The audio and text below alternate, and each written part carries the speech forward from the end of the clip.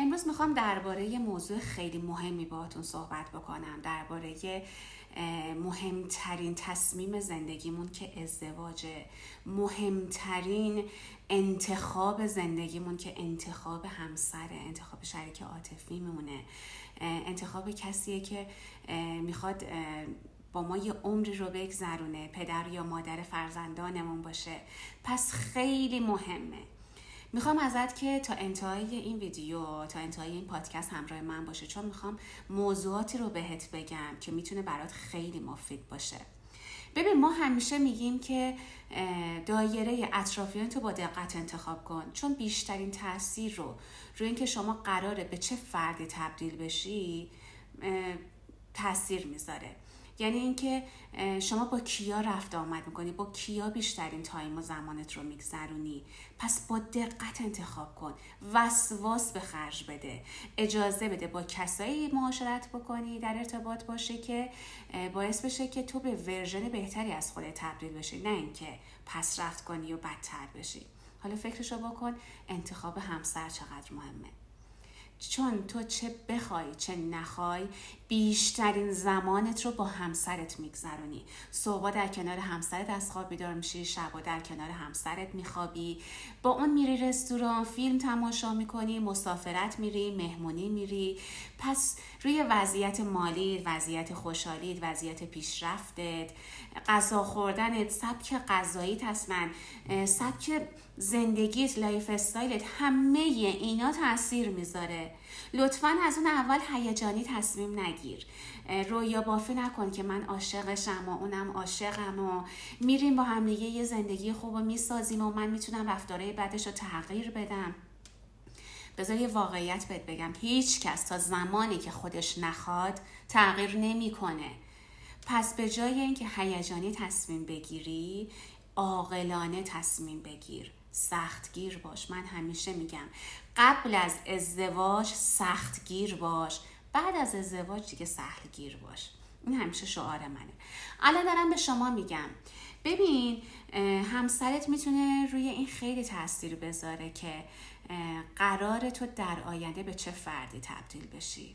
قراره تو آدم خوشحالی باشی، آدم ناراحتی باشی، چه وضعیت مالی داشته باشی، سلامت جسمت، سلامت روحت، همه اینا به انتخاب همسرت بستگی داره.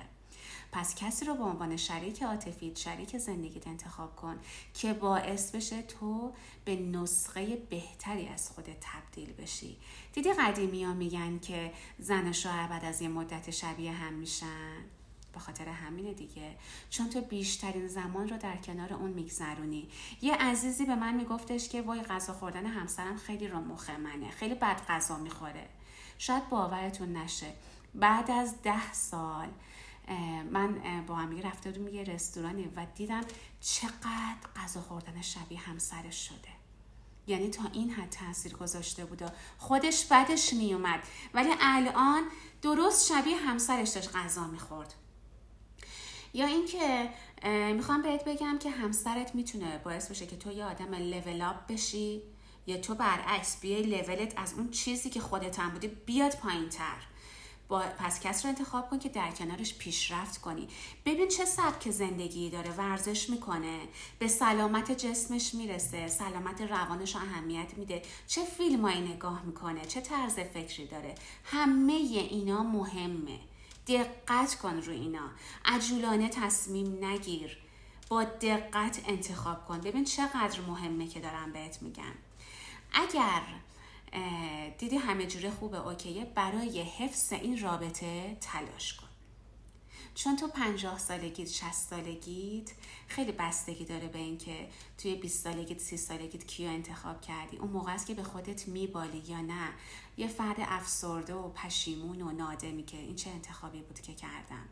چون توی 50 60 سالگی میتونی بدرخشی، میتونی خوشحال باشی از اینکه چه کسی در کنار توه، چقدر در کنارش پیشرفت داشتی، بچه‌های تو چه پدری دارن، چه مادری دارن.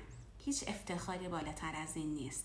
تو چه وضعیت مالی داری، چقدر تونستی بدنتو سالم نگه داری، ورزش کردی، سبک غذاییتو تغییر دادی، همسرت باد همراه بوده، هم سفر بوده. باعث خوشحالی تو شده، باعث شده که تو خیلی بهتر از قبلت حتی باشی. ببین قدیمی ها همیشه حرفای قشنگی میزنن، من صحبتاشون رو خیلی دوست دارم. قدیمی ها میگفتن، من مثلا مادر بزرگ خودم خیلی میگفت یه مرد مادر میتونه تو رو به عرش برسونه، یه مرد میتونه تو رو به فرش برسونه. یعنی چی؟ یعنی همین که حالا من میگم مرد و زن نداره، میتونه همسرت باعث بشه که تو چقدر پیشرفت کنی، چقدر لول اپ بشی، چقدر رشد کنی، و برعکس همسر میتونه باعث بشه که چقدر تو پسرفت کنی، چقدر لولت بیاد پایین، چه شخصیتی، چه مالی، چه اجتماعی، همه جوره رو به پسرفت باشی. پس این انتخاب با توه، آگاهانه انتخاب کن، با دقت انتخاب کن. امیدوارم که این پادکست رو دوست داشته باشی. حتما منو سابسکرایب کن، لایک کن، فالو کن. من بهترین چیزا رو اینجا بهت میگم، واقعی ترین چیزا رو از واقعیت بهت میگم. دوستتون دارم.